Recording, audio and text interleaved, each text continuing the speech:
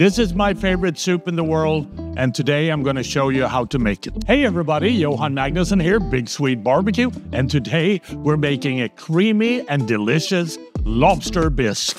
The first thing that we want to do is prepare all the ingredients, so let's get started. We're going to start by finely dicing 2 celery stalks. Then we need to finely dice 2 carrots. We also want to finely dice 1 yellow onion.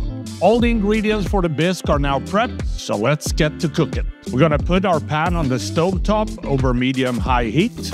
We need to add and melt 2 tablespoons of butter. Then we want to add the carrots, the celery, and the onion. We're going to saute this for about 3-4 minutes until the onion starts to get translucent. Next, we want to add 3 tablespoons of tomato paste and stir. And then we're going to add 2 tablespoons of regular white flour.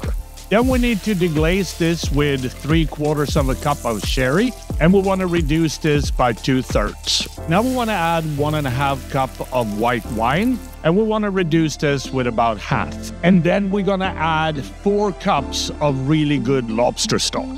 We want to bring it up to a boil, lower the temperature to medium, and simmer for about an hour. Now we're going to put lobster meat in our steam oven and steam until cooked all the way through. When ready, remove, and when cool, pull apart to smaller chunks. We also want to finely dice some chives and set aside. After an hour, we're going to remove the soup from the stove and add to a blender.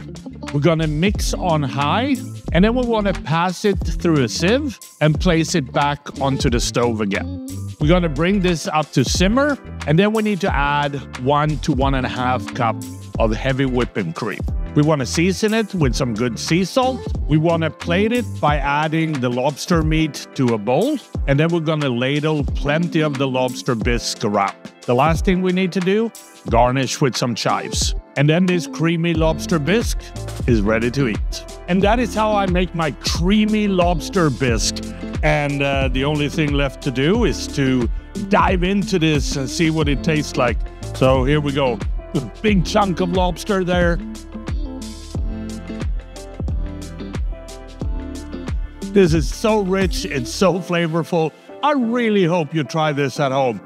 Happy grilling. Man, this is amazing.